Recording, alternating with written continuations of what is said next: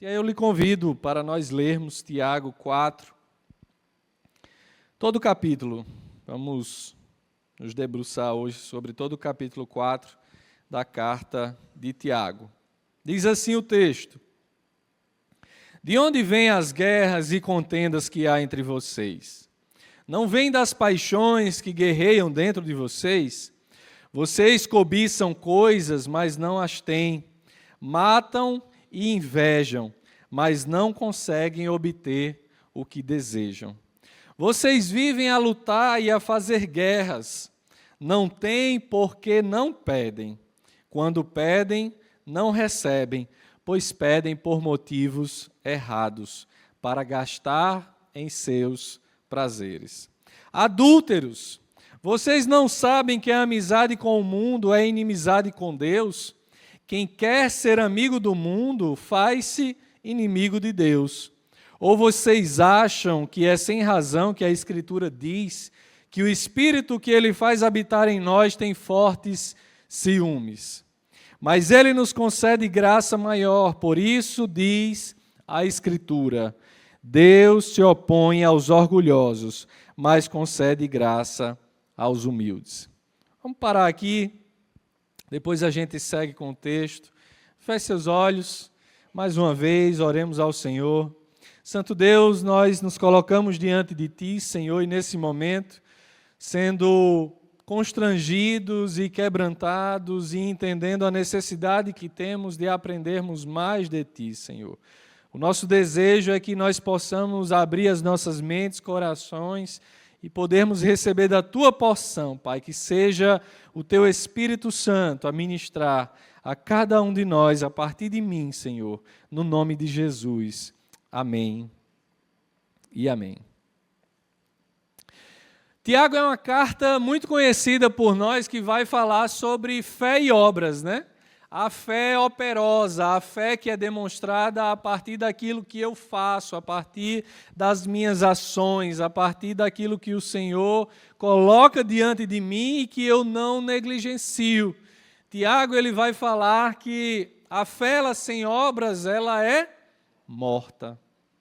É uma fé vazia, é uma fé sem sentido, é uma fé que não tem razão em si mesma, porque seria apenas uma fé intelectual, apenas algo que eu compreendo, que eu discerno intelectualmente, mas que não tem aplicação prática na minha vida. E aí ele vai dizer: mostre a sua fé sem obras, que eu te mostrarei a minha fé pelas obras, por aquilo que eu faço, pela forma que eu ajo no mundo, pela minha atuação, pela minha vida prática cotidiana, eu expresso a minha fé.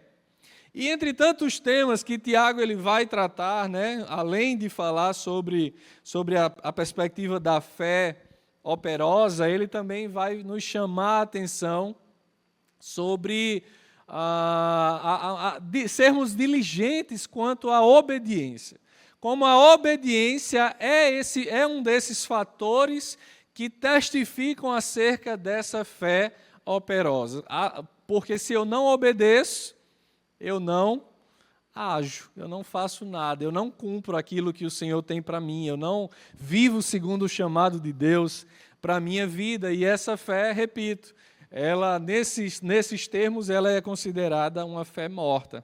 E então vivemos esse tempo, né, que temos chamado tempo de cuidado, um cuidado voltado primeiramente para nós, de maneira interna, enquanto igreja, mas que não expressa que nós estamos indiferentes ao outro, estamos indiferentes com aqueles que não conhecem a Cristo. Muito pelo contrário, um cuidado que inicia em mim e que transborda de mim, alcançando outras pessoas. É nessa perspectiva que nós vamos hoje refletir nesse texto, e se a sua versão aí ela é a NVI, né, nós vamos ter como título, antes do capítulo 4, a submissão a Deus.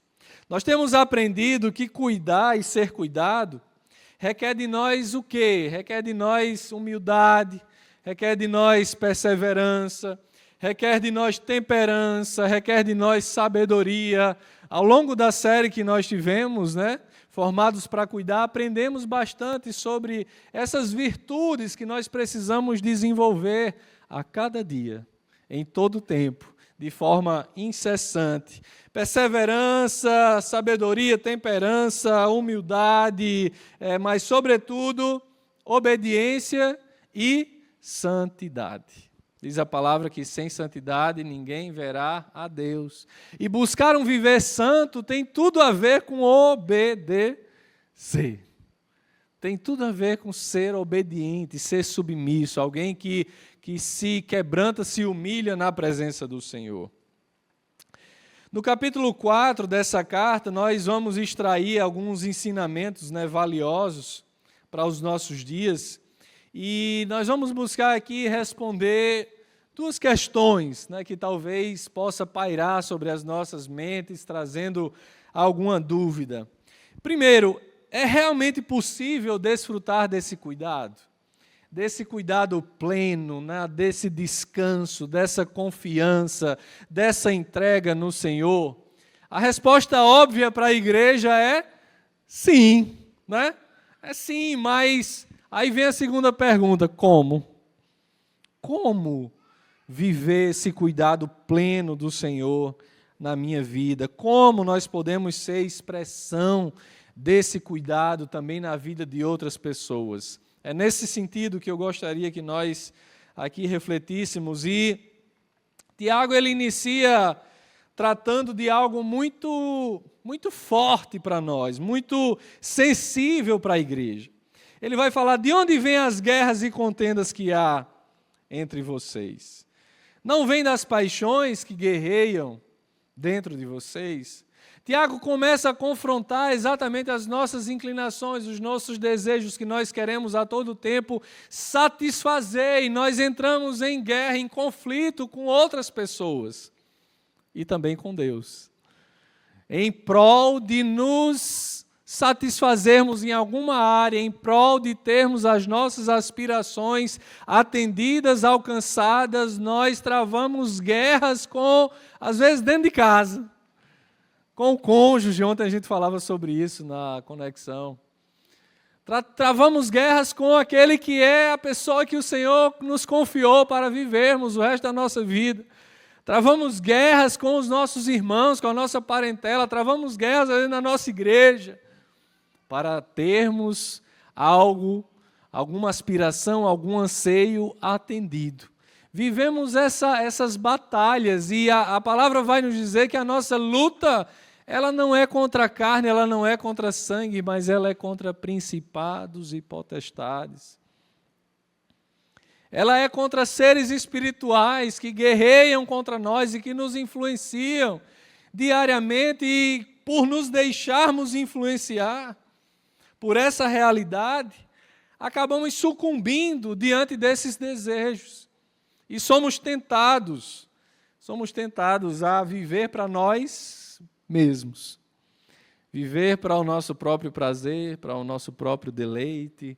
Queremos a todo tempo satisfazer nossas necessidades, os nossos sonhos.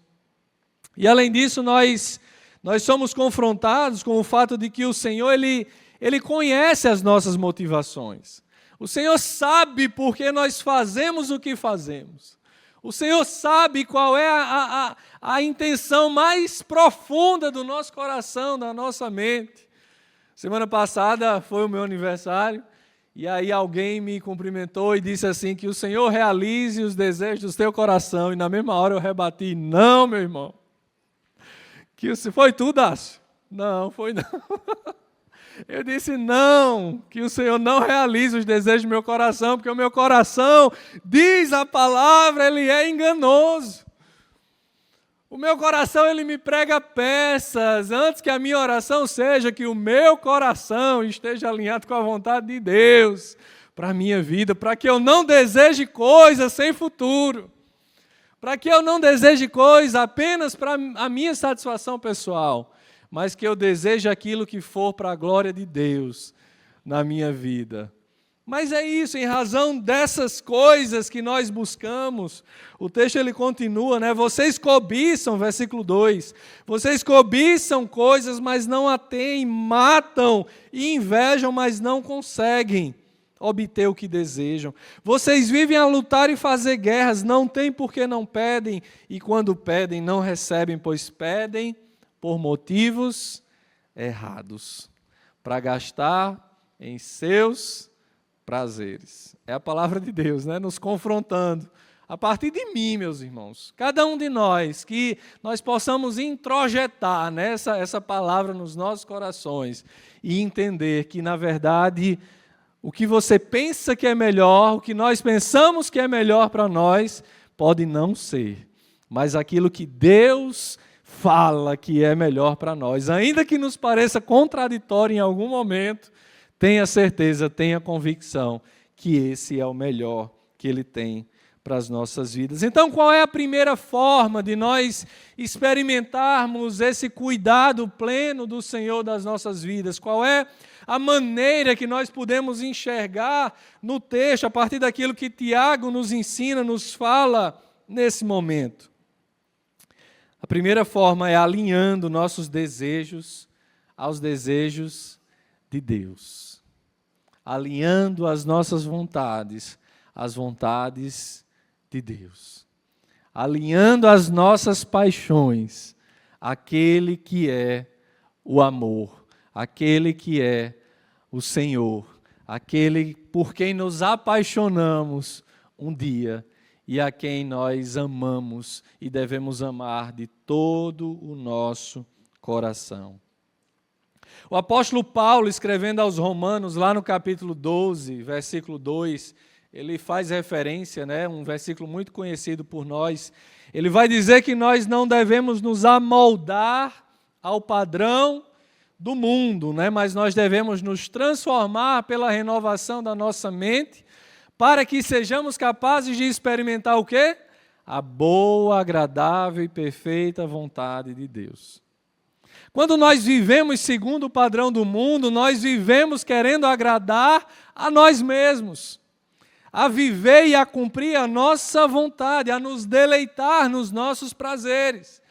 Mas quando nós mudamos a nossa forma de pensar, mudamos a forma que enxergamos a realidade, à nossa volta nós passamos a entender que melhor é a boa, agradável e perfeita vontade de Deus para as nossas vidas. Isso às vezes tem a ver com vivermos as dores, as lutas, sermos provados, vivermos as adversidades, porque o Senhor Ele prova, né, a quem Ele ama, o Senhor Ele disciplina a quem Ele ama, mas às vezes vivemos essa confusão mental, né, nos convertemos e achamos que a nossa vida agora será um mar de rosas. E eu diria que porque enfrentar os problemas, as adversidades da vida, tendo o Senhor do nosso lado, isso é maravilhoso. Pior é viver sem Ele, pior é não contar com a força, com o cuidado, com a presença, com a disciplina, com a exortação dEle. Pior é viver alheio à vontade de Deus. E aí Paulo vai nos dar, né, essa lição tão maravilhosa. E o que é mais lindo é que aqui no texto, quando nós olhamos para o versículo 5, pontualmente, mas vamos do 3, ele diz: quando pedem não recebem, pois pedem por motivos errados para gastar em seus prazeres. E aí ele fala adúlteros. Por que adúlteros? Tiago aqui melhor está dizendo para a igreja. Paulo está se dirigindo à igreja cristã, provavelmente formada por um grupo majoritariamente de judeus, que foram dispersos após a perseguição em Jerusalém. Aqui possivelmente a gente tem o Tiago, irmão, né, filho de Maria, irmão de Jesus por parte de mãe, aquele que foi líder em Jerusalém, da igreja em Jerusalém. E o capítulo 1, lá no início, vai falar, Tiago, servo de Deus e do Senhor Jesus Cristo, as 12 tribos dispersas às nações.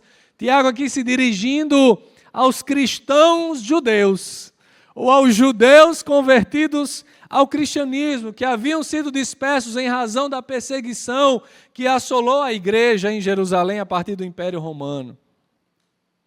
E ele vai e fala, adúlteros. Adúlteros. Em que aspecto? Nós traímos o Senhor.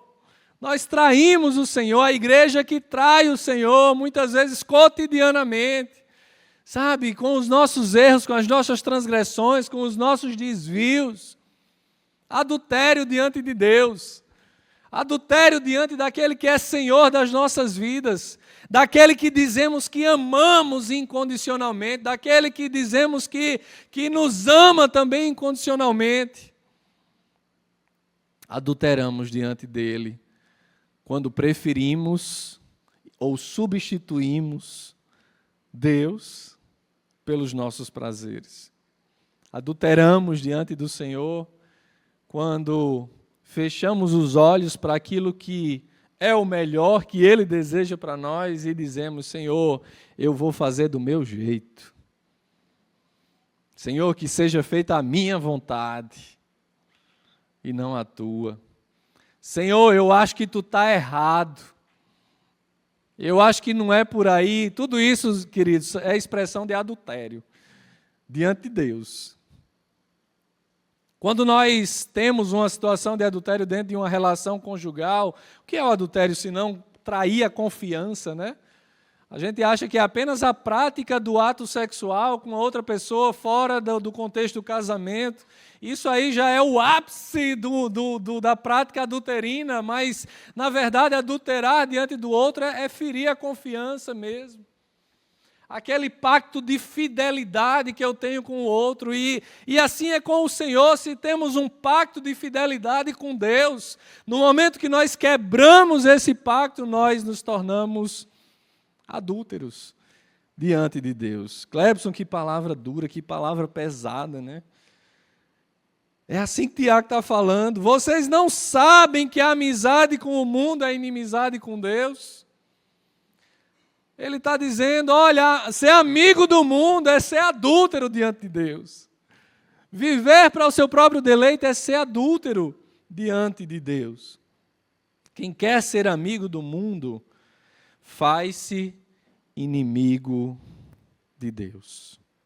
Ou vocês acham que é sem razão que a Escritura diz que o Espírito que Ele faz habitar em nós tem fortes ciúmes? E aqui eu faço parêntese, Porque, veja, ele fala de adultério no início do versículo 4 e ele finaliza o versículo 5 falando em ciúmes. Ciúmes. O Senhor tem profundos ciúmes dos seus filhos, daqueles a quem Ele alcançou. E aí isso pode parecer contraditório, porque quando nós vamos lá para 1 Coríntios 13, nós vamos dizer que o amor não arde em ciúmes. E se Deus é amor, como Deus pode ter ciúmes? Não sei se você já parou para pensar sobre isso. Mas aqui nós estamos diante do ciúme justo, Um ciúme que ele tem quando nós passamos a nos relacionar com coisas e pessoas que nos afastam da presença dele, que nos levam para longe da sua vontade. O Senhor tem ciúmes de nós. Ele não se trata aqui de uma situação que leve a vias de fato, vamos assim dizer. Mas esse ciúme justo, que é traduzido pela palavra grega fitonos, ele também tem a ver com inveja. Vixe, Clebson hoje está dizendo que Deus tem ciúme, que Deus inveja. Um ciúme justo, repito, uma inveja santa, porque o Senhor não quer que estejamos longe dEle. E Ele assim nos chama a abandonar os nossos prazeres para desfrutarmos do prazer que é estar em sua presença. Na perspectiva humana, esse ciúme, essa inveja pode parecer estranha, contraditória, mas na verdade ela nos informa que o Senhor nos ama tão profundamente,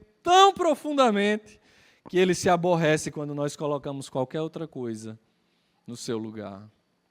Quando nós substituímos o prazer de estar no centro da vontade de Deus para colocarmos a nossa própria vontade no centro das nossas atenções. E é um exercício, né? E aqui eu não estou para dizer que é fácil, porque é uma luta. É uma batalha que nós travamos diariamente, a guerra do espírito contra a carne, as nossas inclinações pecaminosas que nos levam muitas vezes à queda. Mas como disse, há um por nós. Aqueles que foram alcançados, selados pelo sangue de Cristo, já não vivem por suas próprias forças. O Senhor nos deu o seu Espírito Santo que nos fortalece, que nos levanta e que nos leva a caminhar e que nos conduz a endireitar as nossas veredas, os nossos caminhos. Mas Ele nos chama hoje a sermos cuidados por Ele, mas cuidados na obediência. Não cuidados na desobediência. Nós queremos o favor de Deus, nós queremos as bênçãos do Senhor, nós oramos pedindo: Senhor, abençoa a minha casa, abençoa a minha família, abençoa o meu casamento, abençoa os meus filhos, abençoa os meus negócios, abençoa o meu trabalho. E aí o Senhor olha para nós e diz: amém, meu irmão, meu filho, eu te abençoo. E o que Ele deseja de nós é: me obedeça. Pelo menos lute para obedecer, pelo menos se esforce para viver em obediência. Isso não tem a ver com salvação, isso tem a ver com vida sincera, genuína diante de Deus. Isso tem a ver com testificar aquilo que nós dizemos que nos aconteceu. Aqueles que vivem nos seus prazeres momentâneos, distantes da vontade de Deus, enganam a si mesmos. Enganam a si mesmos. Continuam recebendo, sim, da graça de Deus, a graça comum, que é sobre justos e é sobre injustos. O Senhor continua a cuidar de toda a humanidade, indistintamente, porque Ele não perdeu o controle. Ele é soberano e Ele continua a governar. Mas você quer, meu irmão, minha irmã, desfrutar de um cuidado especial do Senhor na sua vida. Viva em obediência. Não busque os seus prazeres. Não busque satisfazer apenas a sua carne. Satisfaça, viva conforme os desejos de Deus para ti. Alinhar o nosso coração, nossos desejos e nossos pensamentos a Deus, portanto, é um importante passo para nós desfrutarmos desse cuidado, né, amoroso. Esse cuidado maravilhoso sobre nós. Sabermos que há um por nós. E nós dizemos, né, se Deus é por nós, quem será contra nós? Se Deus é por nós, quem será contra nós? Às vezes somos nós mesmos que somos contra nós. Nós mesmos. Que estamos nos opondo a Deus, e uma vez que nos opomos a Deus, Ele, por sua justiça, sim, nos disciplina, ajusta as coisas, permite que passemos por lutas, por adversidades, para que nós voltemos a olhar para Ele e abandonemos os nossos desejos e vivamos segundo o seu desejo. A segunda coisa, queridos, nós precisamos abandonar o nosso orgulho. Orgulho. Ontem também, em Conexão, a gente falava sobre isso, né? O quanto nós somos orgulhosos. Isso dentro do contexto de perdão. Falávamos sobre como Jesus na cruz, Ele derramou um perdão que nós não merecíamos. Que nós éramos indignos e ali no texto falava que existem dois grupos de pessoas no mundo. Existem os indignos que reconhecem que são os indignos. E esses são a igreja do Senhor. E existem os indignos que não reconhecem que são os indignos. Esses são os ímpios. Aqueles que não renderam as suas vidas a Deus. Mas perceba, os dois grupos são indignos diante de Deus. Não há dignidade em nós. Senão a dignidade é alcançada por Cristo na cruz, que decidiu voluntariamente e soberanamente entregar a sua própria vida para nos salvar. Mas ele nos chama a abandonar o orgulho. E olha o que diz o versículo 6, mas ele nos concede graça maior. Por isso diz a Escritura, Deus se opõe aos orgulhosos, mas concede graça aos humildes. Deus se opõe aos orgulhosos, mas concede graça aos humildes. Se tem uma coisa que nos distancia de Deus, meus irmãos, é o danado do orgulho. Há quem diga, inclusive, que o pecado original no Éden, né? A gente já falou sobre isso aqui, eu acho que em outros momentos. Tem gente que vai dizer que foi a desobediência, né? Eva, Adão desobedeceram a ordem explícita de Deus. Tem gente que vai dizer que foi a vaidade, né? A vaidade de querer ser como Deus. E tudo isso está dentro do mesmo contexto e tem a ver com orgulho. Sabe, tem a ver com querermos nos achar mais do que somos. Termos uma ideia de nós mesmos superior àquela que de fato é.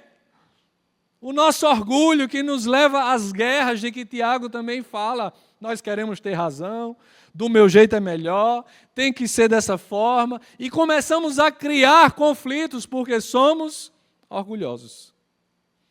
Em maior ou menor medida aqui, eu estou colocando, generalizando a partir daqui, a partir de mim. Somos orgulhosos. E a palavra diz, o Senhor se opõe aos orgulhosos, mas concede graça aos humildes. E qual é o nosso exercício, qual é o nosso esforço? Abandonar o nosso orgulho. Diariamente. Olhar em que temos sido orgulhosos, o que tem sido barreira para vivermos esse cuidado pleno de Deus. Em que nós temos sido o fator de distanciamento. E em que podemos ser a aproximação necessária. Tiago nos faz entender que, a despeito da nossa inclinação pecaminosa, em que pese nós sermos orgulhosos, né? O texto não para por aí, mas ele vai dizer que ele concede graça aos humildes. O Senhor derrama graça sobre as nossas vidas quando nós reconhecemos. Senhor, eu reconheço, eu sou orgulhoso. E aí não é só dizer isso. Aí exemplifique, né? Ah, Senhor, eu sou orgulhoso no meu trabalho, né? Porque eu acho que só eu faço bem feito. Porque eu acho que se eu não fizer, o outro está errado, né? Eu sou orgulhoso do meu casamento, porque mesmo quando eu erro, eu não admito que eu estou errado, e eu fico ali dando murro em ponta de faca, porque eu não quero ceder, porque eu sou isso, porque eu sou aquilo. Eu sou orgulhoso porque diante dos meus filhos também, quando me excedo, tenho dificuldade de pedir perdão. Sabe, sou orgulhoso porque junto aos meus irmãos também tenho as minhas falhas, as minhas dificuldades e tenho dificuldade de reconhecer pecado. Olha uma coisa, tá? Quer ver uma coisa que mostra o nosso orgulho, gente? A gente tem dificuldade de confessar pecado. E isso por si só é pecado. Porque revela o nosso orgulho. Sabe, revela essa barreira que ainda mora em nós. A gente tem dificuldade de chegar para o outro e dizer, meu irmão, eu estou errado nisso, nisso, nisso. Quero ajuda para consertar isso, isso, isso. Ore por mim. Meu irmão, eu adulterei, eu pequei, eu subornei, eu me corrompi. Ore por mim, a gente tem dificuldade. E isso é o quê? Orgulho. E aí o texto está dizendo o quê? Que Deus se opõe aos orgulhosos. Está aqui. Repito, qual é o nosso esforço? Lutar diariamente contra esse orgulho que nos afasta de Deus. Esse é o segundo passo, abandonar o nosso orgulho. Esse entendimento ele fica ainda mais claro quando nós lemos a citação que Tiago faz, né? Essa referência que ele traz aqui está destacado muito provavelmente aí na sua versão também, que Deus se opõe aos orgulhosos, mas concede graça aos humildes. Tiago está aqui fazendo uma referência, queridos, a um livro escrito centenas de anos antes.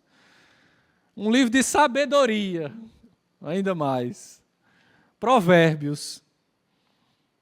Tiago está citando Provérbios, que diz lá em Provérbios 3:34, que Deus ele zomba dos zombadores, mas concede graça aos humildes. O nosso orgulho é a expressão de zombaria diante de Deus. O nosso orgulho é como se nós disséssemos para Deus: tu não tem nada a ver com isso. O nosso orgulho, sabe, é como se nós estivéssemos fazendo chacota diante de Deus, porque Deus diz: se arrependa, né? Lembra lá de Jonas e Nínive? A mensagem de Jonas para Nínive não foi outra: arrependam-se. Arrependam-se, arrependam-se, arrependam-se, a gente não se arrepende. Isso é zombaria diante de Deus. Quando a gente insiste, né, no mesmo pecado, no mesmo erro, e a gente não confessa, e a gente não se afasta, e a gente não larga o osso. E mais uma vez o Senhor diz: meu filho, minha filha, você quer experimentar um cuidado especial da minha parte na sua vida? Deixe de ser orgulhoso. Abandone o seu orgulho. Se renda a mim. Se entregue a mim. Se derrame diante de mim, porque eu concedo graça aos humildes. Porque eu concedo graça àqueles que se humildam em minha presença. Da mesma forma, o apóstolo Pedro, lá na sua primeira carta, no capítulo 5, se você quiser abrir e verificar, com os bereanos, né? 1 Pedro 5:5, ele vai fazer essa mesma observação, mas agora se dirigindo aos jovens. Aos jovens. Uma fase, né? Eu ia dizer que eu sou jovem ainda, né? Eu sou jovem, jovem de espírito, né, dona Luzinete? Nós somos jovens em espírito. Talvez a idade já esteja passando um pouquinho, mas continuamos experimentando dessa juventude. Mas eu digo isso porque a fase da juventude é uma fase que a gente é cabeça dura. Se tem uma fase que nós somos cabeça dura, iniciando ali na adolescência, né? E passando ali pelo menos o início da juventude, entre os 20 e 25 anos, e quando a gente está entendendo realmente como que funciona a vida, o povo orgulhoso é o caba na juventude. Aí Pedro vai dizer o quê? Olha, 1 Pedro 5:5, da mesma forma, jovens, sujeitem-se aos mais velhos, sejam todos humildes uns para com os outros, porque Deus se opõe aos orgulhosos, mas concede graça aos humildes. O Senhor quebrando o nosso orgulho, né? Dizendo: rapaz, deixe de ser dessa forma, baixa a cabeça, baixa a crista, homem. Se humilhe diante da minha presença, se renda diante de mim, pare com isso. Pare de achar que você tem o controle da sua vida, pare de achar que você é quem governa, pare de achar que você é senhor de si mesmo. E se renda a mim. E aí, a partir do versículo 7, Paulo vai trazer expressões práticas, né? Paulo vai trazer aqui 10 verbos que se traduzem em ações. A gente não falou que Tiago ele vai falar da fé que é demonstrada por obras, por ações, por atitudes que precisam ser praticadas, demonstradas no dia a dia. A partir do versículo 7, ele vai falar de 10 ações para a gente quebrar o orgulho. 10 atitudes práticas para nós abandonarmos o nosso orgulho.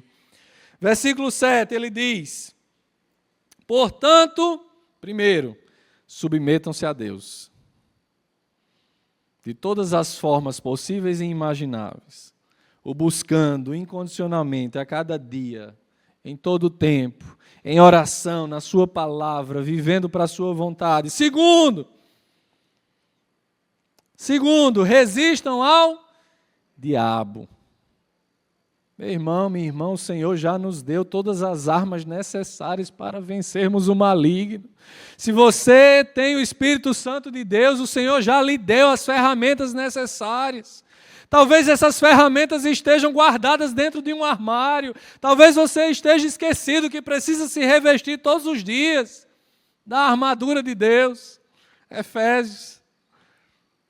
Talvez você tenha, por escolha, abandonado, se afastar e tenha se permitido viver, sendo influenciado por Satanás. Aí Tiago diz, resista ao diabo. E nós fazemos isso nos revestindo de Deus. Consequentemente, resista ao diabo, aproximem-se de Deus, e ele se aproximará de vocês. Pecadores, limpem as mãos, olha aí, mais um. Abandone a sua vida de pecado, limpe as mãos, né? Limpe as mãos, os pés, os olhos, sabe? Santifique a sua vida. Dê o primeiro passo, meu irmão. Talvez, mas é tanta coisa. Dê o primeiro passo. Abandone 1, 2, 3. Mas não fique na inércia, não fique acomodado como você está, como nós estamos. Não podemos permanecer da mesma forma. Purifiquem o coração. Veja que isso é uma progressividade, né? Eu me submeto a Deus, eu resisto ao diabo, consequentemente eu me aproximo dele, eu me santifico, eu me purifico. E aí ele diz, entristeçam-se. Talvez a nossa maior dificuldade quanto a toda essa luta contra o pecado é nós estarmos insensíveis diante do pecado. É a gente não se quebrantar mais, sabe? Diante dos nossos erros, é nós não chorarmos arrependidos diante do Senhor. Não é com remorso, é arrependimento sincero, genuíno. Sabe, é aquele quebrantamento profundo de dizer, Senhor, eu pequei. Lembra do filho pródigo? Senhor, eu pequei contra o céu e contra ti. Ele se dirigindo ao Pai. Já não sou mais digno de ser chamado teu filho. Recebe-me de volta, trata-me como um dos teus empregados. Arrependimento sincero, quebrantamento sincero diante do Senhor. Esse entristecimento da alma. Deus, tem misericórdia de mim. Como diz o profeta Isaías, que sou um homem de lábios impuros. Tem misericórdia de mim, Senhor, me ajuda a vencer as minhas tentações, me ajuda a vencer os meus pecados. Chorem, entristeçam-se, lamentem-se, chorem, troquem o riso, humilhem-se diante de Deus, humilhem-se diante do Senhor, e Ele os exalta. Eu vou dizer essa parte final, né? Senão vão dizer que hoje eu estou só. Humilhem-se diante do Senhor e Ele os exaltará. Uma vez fazer um parêntese aqui, uma vez uma irmã, que veio de João Pessoa no Ministério de Louvor, no Cidade Viva Music, ministrando aqui, aí no final do culto ela chegou para mim e disse, engraçado, você prega sorrindo, né? Você prega sempre sorrindo, e mesmo quando a palavra ela é mais dura, ela é mais forte, você está sempre sorrindo. Eu disse, né? Que bom, né, Hugo? Que bom, porque assim deve ser a palavra do Senhor para as nossas vidas. Mesmo as palavras mais duras, mais fortes, né? Elas devem nos trazer alegria, porque mesmo em meio das exortações de Deus para nós, elas são aquilo que nos levantam, sabe? Nos levam adiante com força, nos dão vigor, porque nos renova. Diz, caramba, hoje eu estava realmente precisando ouvir essa mensagem. Hoje eu estava realmente precisando, sabe, ser confrontado por Deus. Às vezes a gente vai a um culto, a uma celebração e ouve uma palavra mais dura e sai dizendo, essa palavra não foi para mim. Ora, a palavra ela é ministrada para todos nós a partir do pregador. É para mim, é para cada um que está aqui, sim, é para todos nós. O Senhor nos chama a abandonar o nosso orgulho, nos santificar, nos purificar, nos entristecer diante do pecado. Abandonar o orgulho, portanto, tem a ver com um processo de esvaziamento pessoal, um esvaziamento interior, uma busca incessante pela presença de Deus. E não tem como eu fazer isso, gente, sem santificação. Sem santificação. Às vezes a gente fala sobre o conceito, né, de santificação. Vamos voltar ao que Tiago vai falar sobre a fé operosa, né, a fé que é demonstrada pelas obras. O que é obra? É tudo que eu faço. Tudo, absolutamente tudo que você faz. E nós bem sabemos que nós não vamos para o céu por aquilo que nós fazemos. Você não vai para o céu porque você é um marido bom, porque você é uma boa esposa, porque você não mata, porque você não rouba. Não, você não vai para o céu por isso. Né? Você não vai para o céu porque você paga seus impostos direitinho, você não vai para o céu porque você não é um funcionário público corrupto. Você não vai para o céu por absolutamente nada disso. Nós vamos para o céu porque Cristo pagou o preço na cruz pelos nossos pecados. Porque nós não podíamos fazer isso. Nós não tínhamos a capacidade de, mesmo com a nossa própria vida, pagar o preço pelos nossos pecados. Mas nós somos chamados a viver, e aí Tiago vai ser enfático quanto a isso, a viver para toda boa obra que o Senhor preparou para nós de antemão. Mas eu não tenho como viver isso, querido. Se tem uma característica que evidencia, né, que testifica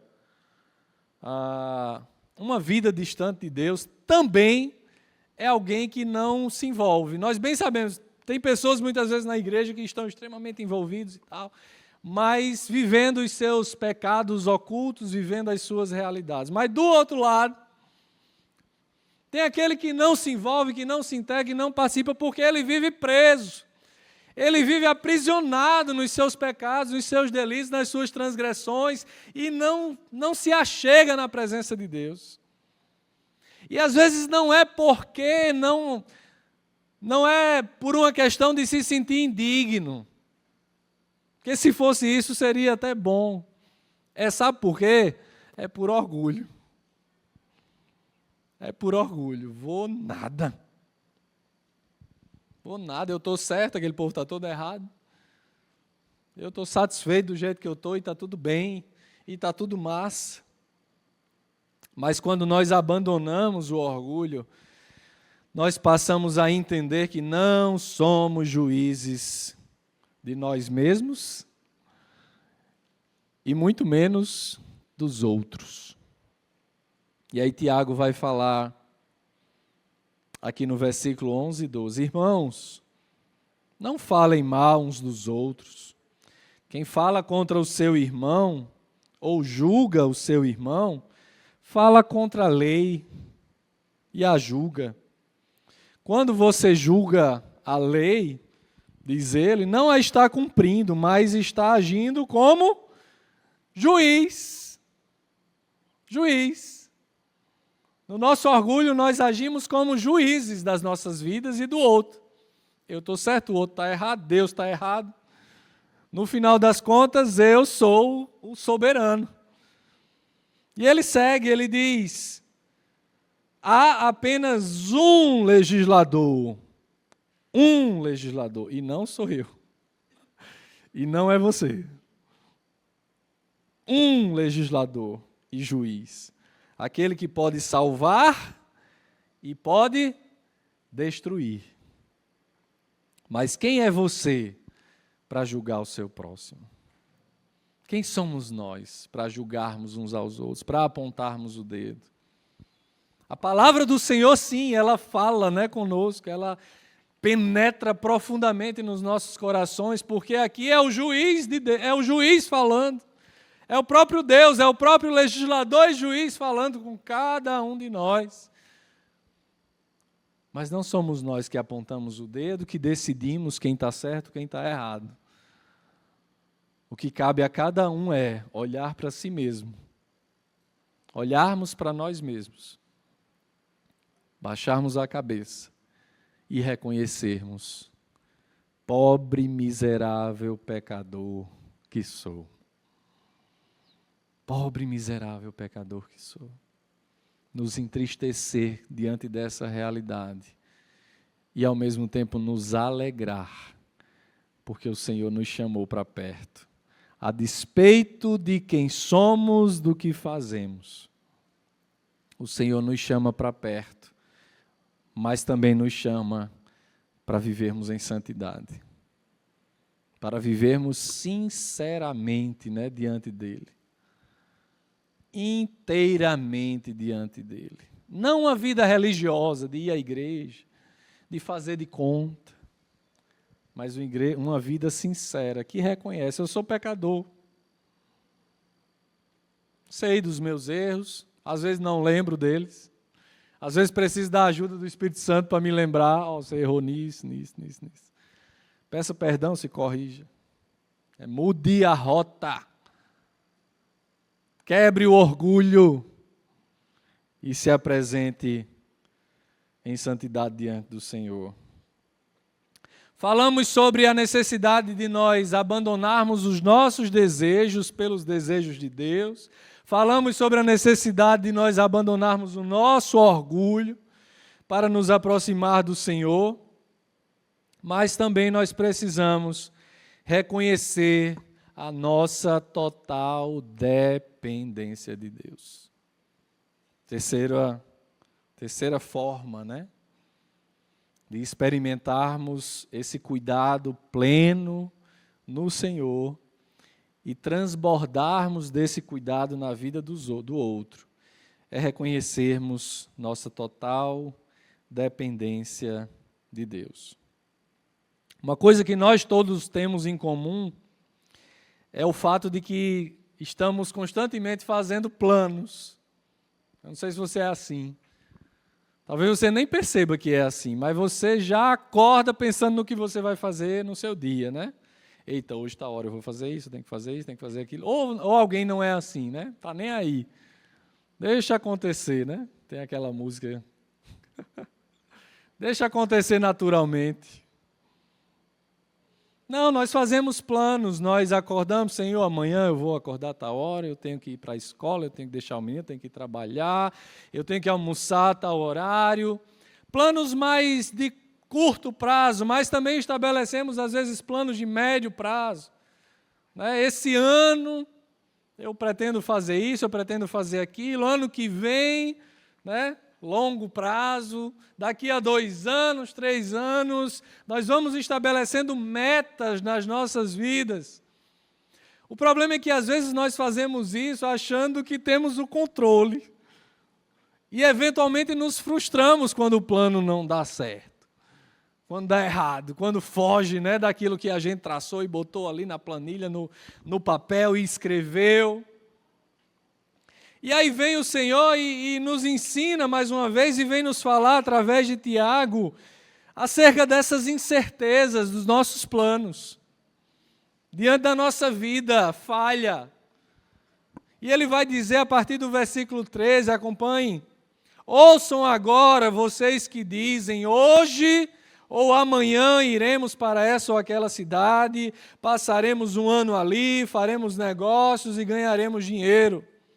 Versículo 14, vocês nem sabem o que acontecerá amanhã. Que é a sua vida? Vocês são como a neblina que aparece por um pouco de tempo e depois se dissipa. Em vez disso, deveriam dizer: se o Senhor quiser, viveremos e faremos isso ou aquilo. Agora, porém, vocês se vangloriam das suas pretensões e toda vanglória como essa é o quê? Maligna. Às vezes a gente está ali com tudo desenhadozinho, né? Tudo projetado e vai dar certo e vai ser assim. E aí às vezes a gente está no erro, a gente está no pecado e aí Deus vem: meu irmão, meu filho, né? Não vai ser por aí, não. E aí Deus nos leva. Vamos falar do deserto, o povo caminhando no deserto, os 40 anos no deserto. Deus já tinha aquilo na sua presciência, no seu entendimento. Deus sabia que o povo ia desobedecer. Deus tira, falando de Páscoa, tira o povo, eu vou tirar vocês, eu vou libertar vocês, vocês serão meu povo e eu serei o seu Deus e vocês me cultuarão e vocês me adorarão e tudo lindo e tudo maravilhoso, e o povo vai. e atravessa o mar a pés enxutos e vive ali todas as maravilhas de Deus, mas na primeira oportunidade fazem um Deus para si. E aí o Senhor olha, eita, eu já sabia, né? Eles não sabiam, mas eu já sabia.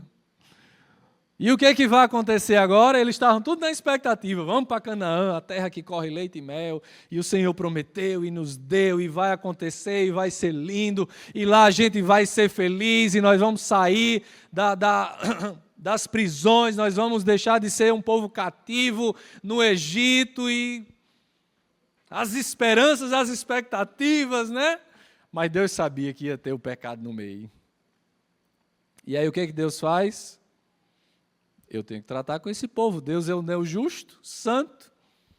Diz o texto que ele sente ciúmes. Ciúmes. E o ciúme de Deus nos leva às suas tratativas nas nossas vidas.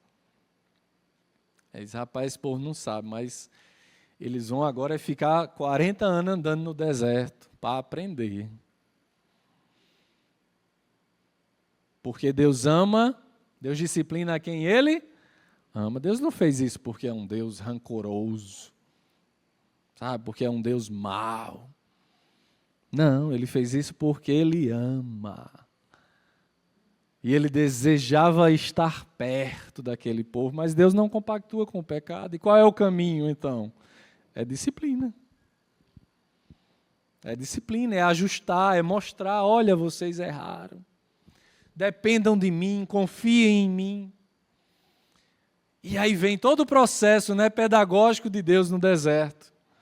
As codornizes, o maná, a água na rocha. Dependam de mim, confiem em mim, ainda que no deserto, ainda que vivendo a disciplina, ainda que passando pelas lutas, pelas adversidades, dependam de mim. Essa foi o grande ensino pedagógico de Deus para aquele povo. E nós, né, que vivemos também diante dessas realidades, o Senhor nos ensina e nos chama a viver, a reconhecer que somos dependentes dEle. Não sabemos o que vai acontecer daqui a pouco. Daqui a 13 minutos.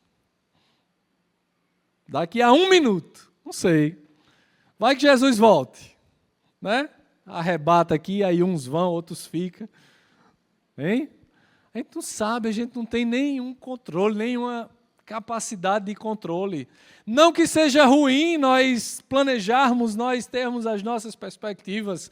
A questão aqui é submissão a Deus. Obediência a Deus. Dependência de Deus. Reconhecimento de quem Deus é. Lá em Mateus 6, 34, nós temos um texto que às vezes é até deturpado, né?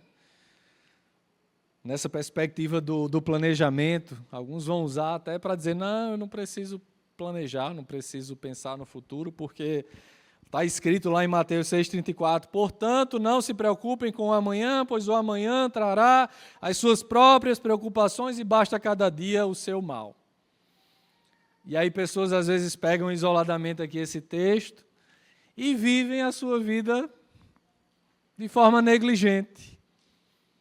Sabe, de forma impensada, sem buscar, né, submeter planos diante do Senhor, sem buscar a aprovação de Deus para a sua vida, para aquilo que Ele quer. Não! Amanhã tem o leão, né? Amanhã eu mato o meu leão e está tudo certo. Não, e isso também é um outro extremo que nos faz achar que Deus ele não está, né, e não deseja que nós o busquemos, que não estejamos sinceramente diante dEle e completamente derramados diante dEle. Mas sonhar e planejar e esperançar, que fazem parte da nossa natureza, não é o problema. O problema é essa autonomia. O problema é a gente achar que vai ser de um jeito e correr atrás com todas as forças para ser daquele jeito, sem ter submetido a Deus, e depois questionar Deus quando dá errado, quando a coisa foge do controle. E dizer que foi porque tu não estivesse aqui. Lembra de Marta, né, e Maria? Senhor, se tu estivesses aqui, o meu irmão não teria morrido. E a gente começa a colocar a culpa das circunstâncias em Deus. Senhor, foi porque tu não estava presente. Foi, tu não chamou? Tu não pediu a direção, tu não buscou entendimento, discernimento? E aí Tiago agora nos lembra que nós somos totalmente limitados e que é o Senhor quem governa. Não somos nós. Como é que eu posso desejar o cuidado de Deus na minha vida se eu não largo o leme, a direção, o volante, ou seja lá o que for? A gente às vezes quer o Senhor como copiloto. Senhor, senta aí do outro lado, né? Senta aí do outro lado. Sabe quando você está... Eu olhei para a Vanilson agora, lembrei de autoescola, Vanilson. Por que será? Oi. Como é na autoescola quando a gente está aprendendo, né? A gente tem ali a direção, comando duplo, né? Aí o aluno está lá dirigindo, aí quando ele faz uma besteira, aí o condutor que está do lado, que está instruindo, ele vai e toma o controle e corrige. A gente quer que seja desse jeito. A gente não quer que Deus sente no banco principal da direção. Senhor, conduz, eu vou aqui. Eu vou intercedendo, Senhor, eu vou... Sabe, eu vou orando, eu vou fazendo a minha parte. Não, a gente quer isso, a gente quer ter todo o controle, todo o domínio, e quando o negócio dá errado, a gente quer que Deus venha e haja. E não é assim que funciona. A gente precisa dar o primeiro lugar, o primeiro assento, todo o controle. Senhor, toma o controle, toma a direção, toma a embreagem, toma o freio. Pisa, acelera na hora que tu quiser, freia na hora que tu quiser. Muda a marcha na hora que tu quiser. É preciso ser assim. Isso não quer dizer que nós não vamos fazer aquilo que nos compete. Entenda, eu estou falando de controle. Nós não temos o controle sobre as nossas vidas. Nós devemos agir, ser proativos, termos as nossas decisões, submetermos ao Senhor, mas dizer em todo tempo, Senhor, o motorista é tu. O motorista é o Senhor. O guia é o Senhor. Eu vou para onde o Senhor me levar. Se for para me mudar de cidade, se for para mudar de emprego, se for para fazer o que for, eu vou, eu estou contigo, porque o Senhor tem o melhor para mim. Nós não sabemos, como disse, o que nos acontecerá daqui a pouco. Quem sabe aqui o que vai almoçar? Vou falar de almoço agora para dar fome. Quem sabe o que vai almoçar? Isa sabe o que vai almoçar. Só Isa sabe o que vai almoçar. Ah, Clemil sabe o que vai almoçar. Eu não sei. Eu creio que vai chegar em casa e vai estar pronto. Mas minha esposa está aqui, a sogra quem está lá em casa. Mas não sei, gente, a gente não sabe. Por mais que a gente queira ter o domínio das coisas, nas pequenas coisas nós sequer sabemos. E aí o Senhor nos chama a viver o quê? Em dependência. Dependência. Entrega a chave, meu irmão, hoje. Senhor, cuida de mim, toma a chave da minha vida, toma o controle de todas as coisas. Eu descanso em Ti, eu confio em Ti, sabe? Eu espero em Ti e eu me rendo a Ti. Como uma criança, né, totalmente indefesa e necessitada dos cuidados dos pais. Assim devemos ser com o Senhor. Tiago, ele finaliza, a banda pode vir. Eu sei que eles já estão tudo aqui.